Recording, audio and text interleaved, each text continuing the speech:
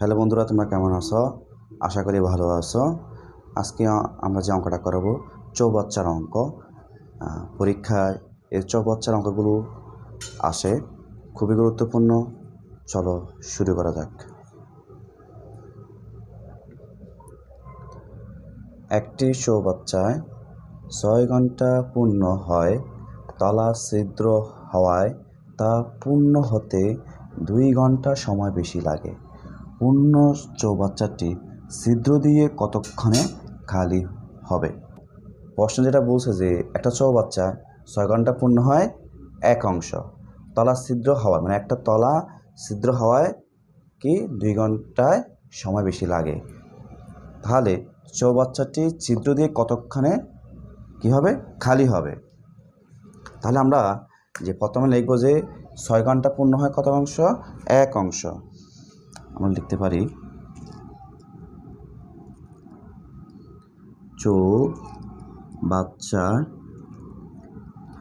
চৌবাচ্চাটি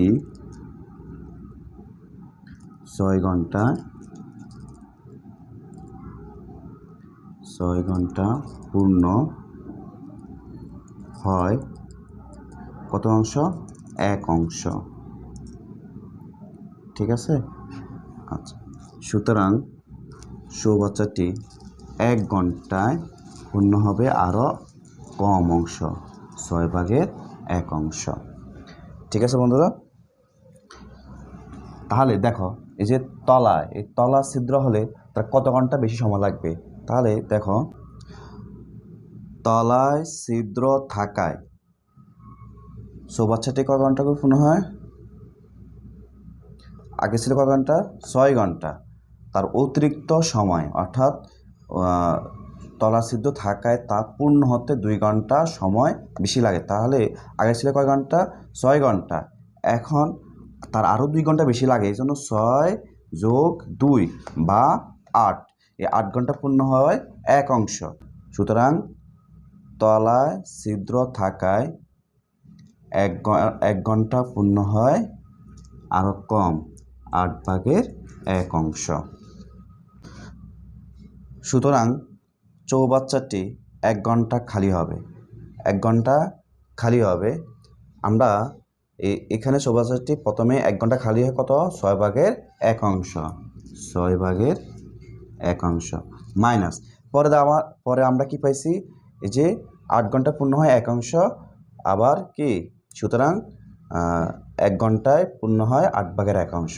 তার মানে এই দুইটা পূর্ণ থেকে আমরা 6/1 মাইনাস 8/1 অংশ আমরা কী করব?